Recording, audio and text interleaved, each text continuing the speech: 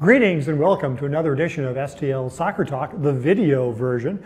I'm Tom Timmermann, beat writer for City SC for the St. Louis Post-Dispatch and STLtoday.com, joined as usual by Beth O'Malley. Hello, Beth. Hi, Tom. It's another week, more soccer to talk about. More soccer to talk about. Very exciting. This time we're talking about a tie. Not the first time we talked about a tie. They've had other ties. They've had other ties. They have like a well-suited, closet with plenty of ties in it. But this one, they couple of comebacks. They fell behind 1-0. They tied the game. They fell behind 2-1. They tied the game. A late goal, about as late as you can get, 93rd minute for Celio Pompeo. But it's the kind of game, in a lot of ways, they felt they should have won. They had so many chances on goal, only to see shots go just wide, or even more frustratingly, off the post, maybe over the goal line, and a last-second save by the Austin keeper. But there's no goal line technology in the MLS, so the camera angles weren't very clear on whether or not the entire ball crossed that line. So there was no call, no VAR, or at least not a stoppage on the field for VAR, so no goal. That was it. And the thing that probably bothered them even more was the goals they gave up. That they gave up 2 set-piece goals, one off a throw-in, the other off a corner. And they. Just talking to Bradley Carnell again on Tuesday, that he's like, we shouldn't be allowing those goals, and they don't allow those goals, they win the game.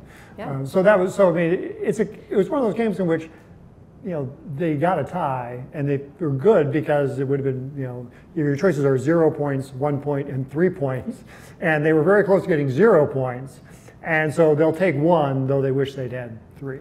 The other thing that's a little unusual is Klaus has yet to score. Klaus has yet to score. The options that Bradley Carnell is looking at now in the attack is he had Sam Adeniran coming into that game who scored in consecutive games, and now he's got Celio Pompeo who has scored in consecutive games, and so that's who do you go with in the next one, because you got to get Klaus is going to score goals too. He's got to get him going, but the way Pompeo and Adeniran are both playing. Makes it tough. Adeniran was a lot less visible in the Austin game than he was in the previous games. But Celio Pompeo was going strong throughout. And so we'll see. The Austin game was the 3rd time in club history that Carnell had trotted out the same lineup in consecutive games. He liked the NYCFC game enough that he brought the same group out for the next game as a kind of a reward, because they played really well against NYCFC. Do you think he might even bring them out again in the next game? It's possible. It is, but I would think that we might see some changes. That do you go with Pompeo and Klaus now up front? Does Nicholas Dewar get in at left back? He has Jabula Blom and Josh Arrow were back practicing again today. I don't know if they both haven't been out that long, so it's not like they need a big road to recovery to be game fit again. We'll see how that all goes. But it's a decision. He was saying, look, Klaus knows who's got the hot hand and who we're playing right now, and he's okay with being on the bench. He understands, and Klaus, when he came in the second half, played pretty well and created some chances, and his play facilitated the chances that they got, that got them the goals. So we'll see. Carnell wasn't thrilled with about the first 30 minutes of that game. It wasn't like a 90-minute effort like against NYCFC, so that may be enough for him to make some tweaks this Saturday. But speaking of Dewar.